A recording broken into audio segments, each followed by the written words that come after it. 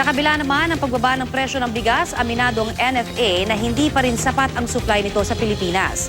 Nakatakdang mag-angkat ang NFA ng mahigit 200,000 metric tons ng bigas para mapanatiling matatag ang presyo nito.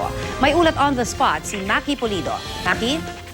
Connie, ipinagmalaki ng National Food Authority na bumaba ng presyo ng bigas kung ikukumpara mula dun sa last quarter ng 2014.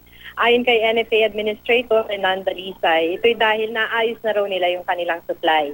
Kaya kung dati raw yung commercial rice ay pumapatak ng 45 pesos kada kilo, ngayon napababa na nila ito sa 32 pesos bawat kilo. Tinatapatan daw kasi ng mga commercial rice traders yung presyo ng NFA rice dahil alam daw ng mga rice suppliers na sapat ang buffer stock ng NFA. Nasa 27 pesos per kilo ang pinakamababang presyo ng NFA at sinasabi ni Administrator Dalisay na pareho raw ang kalidad ng NFA rice sa commercial rice.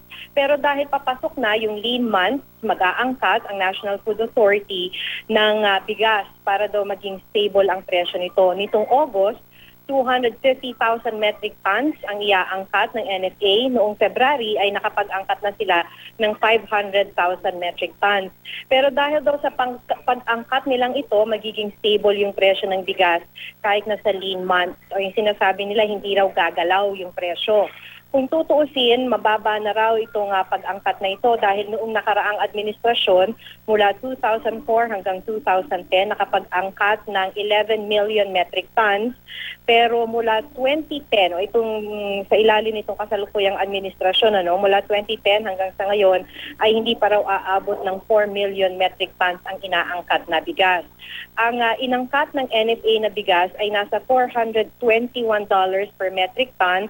Ibig sabihin lang ito, yung landed cost daw nito ay nasa 19 pesos per kilo, kaya hindi raw lugi yung gobyerno. Hanggang sa ngayon, hindi pa rin naman daw self-sufficient sa bigas kontra sa pangako dati ng Alright, susubukan po nating balikan naman itong si Maki Pulido. Ukol pa rin po yan sa sinasabing pag-aangkat pa rin ng bigas dito po sa ating bansa. Atin na pong balikan muli ang report ni Maki Pulido ukol pa rin sa pag-aangkat ng NFA ng bigas para sa ating bansa. Maki? Okay, Connie, bago tayo naputol, pasensya na.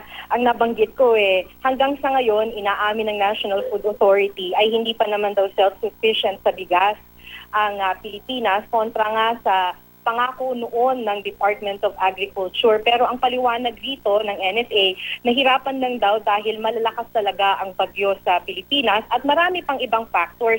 Pero pangunahing dahilan yung dami ng bagyo sa Pilipinas kung ikukumpara daw halimbawa sa Vietnam. Aminado si Administrator Dalisay na problema pa rin ang smuggling ng bigas pero nababantayan naman na raw nila ito dahil may mga security features na yung mga import permit kaya't mahirap na itong i-recycle o gamitin muli para makapag-angkat muli ng bigas.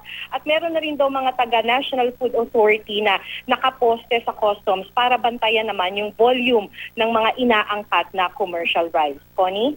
Yes, Maki, nabanggit mo nga kanina, no? Yun din ang aking talagang katanungan na nabanggit na kasi yan ni Secretary Proceso Alcala noong pa man na dapat magiging self-sufficient na tayo. Hindi ba pangako yan, no? At biglang ito na naman at meron na naman siyang paliwanag kung bakit hindi na naman matutupad yan. At ang kanyang paliwanag dahil sabi mo nga sa mga bagyo. Pero Maki, di ba hindi naman nagbabago? Taon-taon ang bilang ng dami ng bagyo. 22 yan. Alam naman nating lahat yan, ano? Ano daw ang ginagawa nila para doon sa sinasabi nga na maging self-sufficient tayo eventually? Okay. So talaga naman yan ang target. Talagang lahat naman yan ay pinapangarap ay self-sufficiency. Kaso nga lang, maraming factors. Kung ihahambing daw natin halimbawa ang Pilipinas sa Vietnam at sa Thailand, unang-una, mas marami daw talaga tayong bagyo. So 24 pinakamababa na, lalakas pa na bilang ng bagyo sa isang taon. Tapos, ang isa pa raw mas natural yung irrigation. Halimbawa kung ikukumpara natin sa Vietnam, hindi katulad dito sa Pilipinas. At isa pa, we are an archipelago, so mas mahirap yung movement ng produkto. So mas mataas kasi daw yung production cost dito sa Pilipinas. Kung halimbawa, ang production cost halimbawa dito sa Pilipinas ay 11 pesos per kilo. Kung ihahambing mo to sa Vietnam, dahil nga dun sa natural yung kanilang irigasyon, tapos hindi naman sila archipelago katulad ng Pilipinas, sila nasa 9 pesos per kilo lamang yung kanilang production cost. So yung mga ganitong mga bagay ang medyo nagpapahirap pa dito sa ating bansa para talagang maging self-sufficient. Pero marami daw silang mga programa na ginagawa, halimbawa, para ma-achieve daw itong ano na to. Remember, nga pala, Connie, ang kausap natin ay NFA, Wala dito ang Department of Agriculture. So this is from the perspective of the NFA. I see. Okay, kasi ang sinasabi lang natin sa kabuuan, para bang matagal sana na nating alam, 'di ba, kung more or less kung ano yung talagang plano. Kasi parang wala akong nakikitang pag-angat kumbaga doon sa sinasabi nila mula sa time na nangako nga ang DA. Connie, yes, go ahead, Connie, Maki. alam mo, katabi ko ngayon si NFA Administrator Renanda Lisay. Baka sige, gusto mo diretso i-stretch na sa kanya yung tanong, ano? Yes, definitely, Sandali. Maki. Mas mabuti na yan. Ibibigay ko lang sa kanya tong earphone. Connie po, baliktang natin. Magandang tanghali po. Magandang tanghali, Connie. Opo, marami po akong katanungan. Pasensya na ha. Kaya lang, alam nyo, pagka ganito ho kasi na nakakarinig tayo ng muling pag-aangkat, bumabalik ho, syempre yung andyan na nga yung mga pangako noong pamana ng DA. Alam ko nasa NFA ho kayo, no? Pero more or less, ano ho ba ang magiging direksyon natin, sir, in terms of self-sufficiency? Ano ho ba yung porsyento more or less ng Pilipinas as compared to, let's say, last year or couple of years ago? Umangat ho ba tayo doon sa plano ng pagiging self-sufficient? O bagsak pa rin ho tayo dahil sa mga sinasabi nga ng mga factors kanina ni Maki na tayo ho as compared to Vietnam, mas marami tayo mga bagyo, syempre nandyan pa at hindi humasawa tayo mga smugglers hanggang sa ngayon. Ano ho ba ang ating estado, yung percentage kung meron man tayong inangat doon sa direksyon ng pagiging self-sufficient, sir? Siguro unang-una, Connie, ayoko na rin magdahilan pero gusto ko lang sabihin na sinusuportahan ng NFA yung Department of Agriculture dito sa programa ng self-sufficiency. Ang problema lang sa trabaho namin sa NFA, pag hindi namin pupunuan yung kakulangan dun sa production vis-a-vis yung consumption, ang pinaka-epekto lang nito is tataas ang presyo ng bigas sa merkado. So ang NFA ingat na ingat sa pag-aangkat. Ayaw sana namin mag-angkat kung hindi naman kailangan. Kaya hindi talaga addicted ang NFA sa pag-import kasi kung mapoproduce natin yan dito, napakaganda sana. Pero kung hindi naman tayo hindi natin pupunuan yung kakulangan sa production, magagalit din sa amin ang mga consumers dahil ang epekto nito tataas ang presyo ng bigas. So itong huling in-import lang natin ay napakaliit lang, 100,000 metric tons. Kasama to dun sa kabuuan na 250. Kung titingnan din natin, Connie, para lang makakita natin yung big picture, itong administration na to, mula nung pumasok ng 2010, wala pa sa 4 million metric tons ang naaangkat niya mula nung umpisa.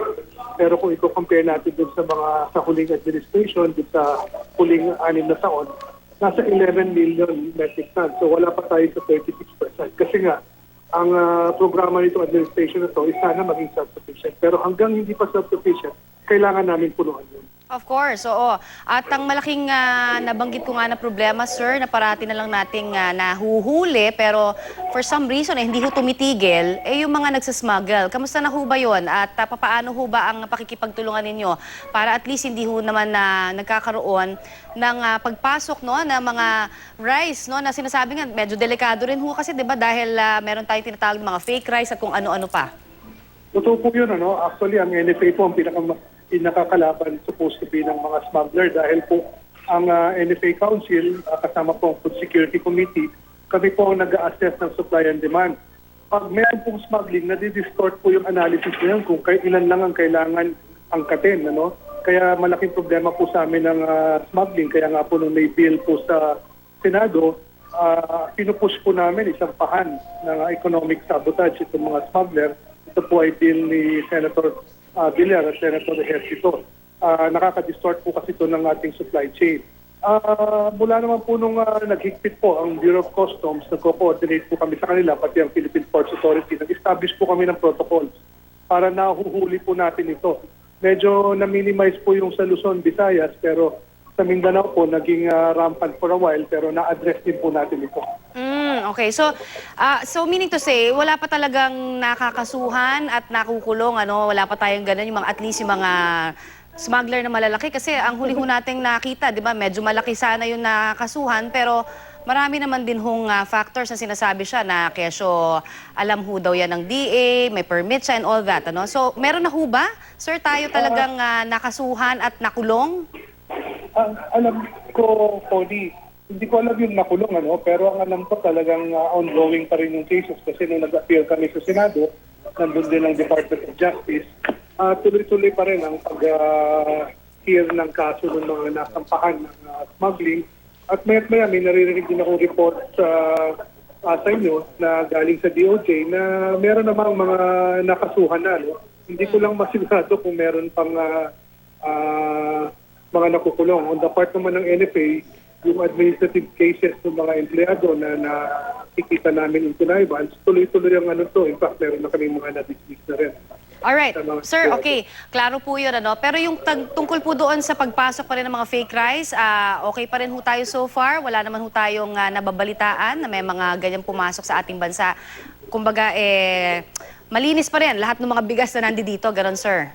Gusto ko lang pong sabihin sa ating publiko na na-assure ko po kayo na wala pong fake rice dito na nanggagaling sa ibang bansa. Kasi po, ang bigas pa lang dahil highly regulated commodity po siya, talagang binabantayan po natin ito. No? So lalong-lalo na po yung tinatawag na fake rice na sinasabi po nila galing sa China.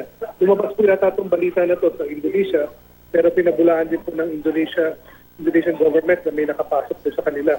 Pero dahil po dito sa mga reports na to, naghihigpit po tayo sa pagbabantay sa mga pwesto natin at nakakasiguro po ako sa ating publiko na wala pong fake rice dito sa Pilipinas. Mabuti naman po at magandang balita ho yan, ano? Maraming salamat po sa inyong oras, sir. Pasensya na at biglaan po itong ating interview. Thank you po. Maraming salamat din po sa inyo. Salamat. Maraming salamat po naman sa inyo rin. At samantala, Maki, balikan natin. Alright. Yan naman po ang report ng ating kasamang si Maki Pulido. Ukol pa rin po yan sa pag-aangkat ng ating bansa. Diyan po naman sa tanggapan ng NFA.